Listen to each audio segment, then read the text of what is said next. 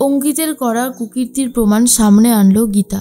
সম্পূর্ণ জানতে দেখতে থাকো। গল্পের শুরুতেই দেখা যায় যে গীতা, ইলিন, মেহেক সবাই মিলে টাইট দিচ্ছে কাভিয়াকে।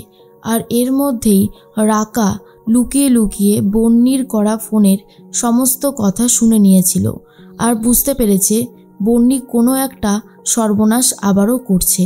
তার জন্যই ফোন করাচ্ছে মিশাকে দিয়ে আর বলে, জানো এদিকে একটা কাণ্ড ঘটেছে, আমি নিজের চোখে দেখেছি আর কথাও শুনেছি। দিদিভাই এমন একটা ষড়যন্ত্র করছে যেটা খুবই খারাপ।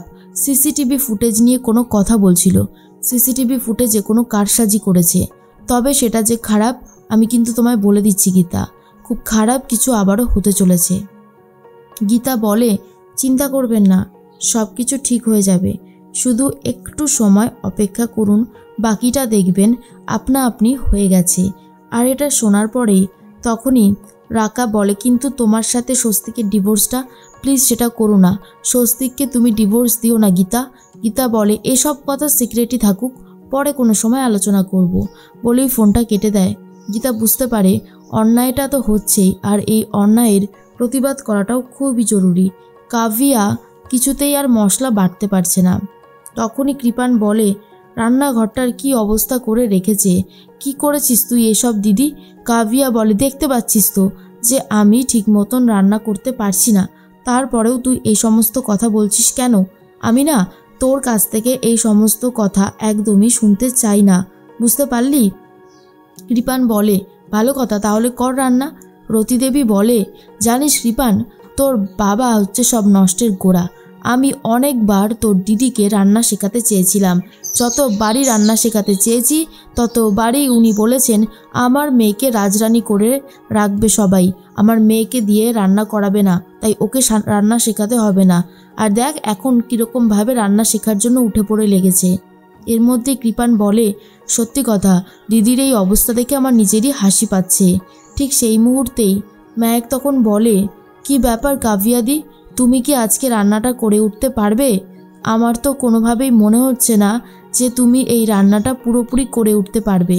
তখন কাভিয়া বলে, তুমি ঠিকই বলেছো মেহেক, আমি এই রান্না করতে পারবো না, আমার দ্বারাই সত্যি হবে না, আমার খুবই খারাপ লাগছে। মেহেক তখন বলে, তাহলে এখন কি উপায়? এখন তো একটাই উপায় রয়েছে, সেটা হচ্ছে অর্ডার হোম ডেলিভারি অর্ডার নেওয়া, আর তো কোনো উপায় নেই। তারপরেই ফোন করেছে মেহেক গীতাকে আর বলে, এটা কি গাঙ্গুলি ফুড সার্ভিস? বলছে আমাদের আজকে দুপুরবেলার খাবার চাই। তখনই রতিদেবী বলে, গাঙ্গুলি ফুড সার্ভিস, এইটা আবার কেমন নাম রে বাবা? মেহেক বলে, বলছিলাম যে আপনি যা যা রান্না করেছেন আমি অ্যাড্রেস পাঠিয়ে দিচ্ছি, আপনি ওই অ্যাড্রেসে পাঠিয়ে দেবেন, কেমন? তখনই গীতা বলে, পাঠাতে তো হবেই, নাহলে স্বস্তিক বাবু না খেয়ে থাকবে, আর আমি সেটা কোনোভাবেই হতে দিতে পারবো না। মেহেক তুমি এই অভিনয়টা চালিয়ে যাও, জাস্ট ফাটাফাটি হচ্ছে। এরপর ফোন তো কেটে দেয়। কাভিয়া বলে, কত আশা করেছিলাম নিজে রান্নাবান্না করে স্বস্তিককে খাওয়াবো, কিন্তু এমন যে কিছু ঘটবে সেটা কজনাই বা বুঝতে পেরেছিল। তো দূর, আমি আর রান্না করবই না। এর মধ্যে রতিদেবী বলে, এর জন্যই তো বলেছিলাম রান্নাটা শেখ, রান্নাটা শিখলি না, এবার দেখছিস তো কেমন লাগছে।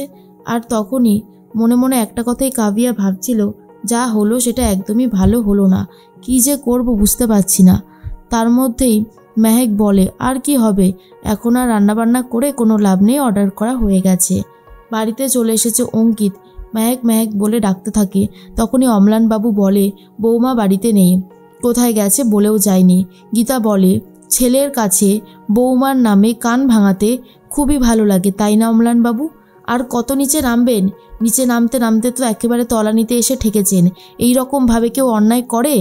আমি জাস্ট ভাবতে পারছি না যে আপনি এই রকমভাবে আপনার ছেলে আর বৌমাকে টর্চার করছেন। তখনই অম্লানবাবু বলে, আমি করছি এসব? আপনি কি বলছেন? গীতা বলে, আর এই যে অঙ্কিত, আমাদের বাড়ির মেয়েকে নিয়ে এসে তুমি কিন্তু অন্যায় করছো। কেন বলো তো? তোমার বিরুদ্ধে অনেক প্রমাণ আমার কাছে আছে। ডিস্কে যাচ্ছ, সদ্য বিবাহিত তুমি, কিন্তু বউকে ছাড়াই একা একা ডিস্কে চলে যাচ্ছ, তোমার ব্যাপার স্যাপার কি? এরপরেই অঙ্কিত বলে, আপনি এসব কি বলছেন? আপনি কি প্রমাণ করতে পারবেন যেগুলো বলছেন সেগুলো ঠিক বলছেন? গীতা বলে, অবশ্যই প্রমাণ করতে পারবো। এরপর সিসিটিভি ফুটেজটা নিজের ফোনে নিয়ে প্রমাণটা দেখাতে থাকে। তখন আর অঙ্কিত কিছু বলার মতন অবস্থাতেই নেই। গীতা বলে, আমি কিন্তু মেহেকের বৌদি হয়ে এখানে আসিনি, আমি এসেছি অ্যাডভোকেট গীতা হয়ে, তাই আমার সাথে ভদ্রভাবে ব্যবহার করো, না হলে কিন্তু আমি তোমাকে ছেড়ে কথা বলবো না। আর এই যে অম্লানবাবু, আপনি তো শহরের বড় বড় গুন্ডা ডাকাতকে দিয়ে মেহেককে মারার চেষ্টা করেছিলেন, নিয়ে যাব নাকি থানায়, গিয়ে 3rd ডিগ্রি দেব? অঙ্কিত বলে, আপনি কিন্তু আমার বাবাকে ইনসাল্ট করছেন, আপনি আমার বাবাকে এইভাবে ইনসাল্ট করতে পারেন না। গীতা বলে, আমি অনেক কিছুই করতে পারি যেটা তুমি এখনও জানো না। জামাই বাবা জীবন এখনও তো সেটা দেখাতে শুরুই করিনি, যদি একবার শুরু করি ধোপে টিকবে না। আর অঙ্কিতকে বলে, 24 ঘন্টার মধ্যে ওই চশমা, কোট, জ্যাকেট, জুতো এসব নিয়ে যদি থানায় গিয়ে সারেন্ডার না করো তাহলে কিন্তু তোমার অবস্থা আমি খারাপ করে দেব, এই কথাটা জানিয়ে দিয়ে গেলাম। অঙ্কিত খুব ভয় পেয়ে যায়। এরপর গীতা তো চলে যায়। আর অঙ্কিত বলে, বাবা তুমি ভয় পেও না, যতক্ষণ আমি আছি ততক্ষণ তুমি একদম ভয় পাবে না। এর মধ্যেই বড়বাবুকে ফোন করেছে গীতা আর বলে, বড়বাবু আপনি এক কাজ করুন, ঢালিকে তুলে নিন। বড়বাবু বলে, ঢালিকে তুলে নেব মানে? বিদ্যুৎ ঢালিকে? কিন্তু কোন গ্রাউন্ডে তুলব? গীতা বলে, আপনি একটা ছুতো ওনাকে ডেকে নিয়ে আসুন থানায়, জিজ্ঞাসাবাদ করবেন বলে, তারপরে কি কেসে ফাঁসাবেন সেটা আমি বুঝে নেব। ওর এখন কোনো পিছুটান নেই, ও যা খুশি তাই করতে পারে, তাই আগে ওকে আটকানোটা খুবই জরুরি, বুঝতে পারলেন বড়বাবু? তখনই বড়বাবু বলে, ঠিক আছে, আপনি যেমনটা বলছেন তেমনটাই হবে, আর তাড়াতাড়ি আপনি চলে আসুন থানায়। গীতা বলে, এই তো আমি এক্ষুনি যাচ্ছি। তার মধ্যে বিদ্যুৎ ঢালিকে তুলে নিয়ে আসা হয়েছে থানায়। আর বিদ্যুৎ ঢালি তখন প্রতিবাদ করতে থাকে আর বলে, এটা কিন্তু ঠিক করছেন না স্যার, আপনি নিজেও জানেন যে আপনি একটা ক্রাইম করছেন, আপনি কোন গ্রাউন্ডে আমাকে এখানে ধরে নিয়ে এসেছেন? কোনো গ্রাউন্ড আছে আপনার কাছে? বড়বাবু বলে, জিজ্ঞাসাবাদ করার জন্যই তুলে নিয়ে আসা হয়েছে, আমি কিন্তু এখনও তোমাকে অ্যারেস্ট করিনি ঢালি, যদি অ্যারেস্ট করতাম তাহলে তুমি এতক্ষণে জেলে থাকতে, আমার সামনের চেয়ারটায় বসে থাকতে না। বিদ্যুৎ ঢালি বলে, বাড়াবাড়ি চূড়ান্ত সীমায় পৌঁছে যাচ্ছেন।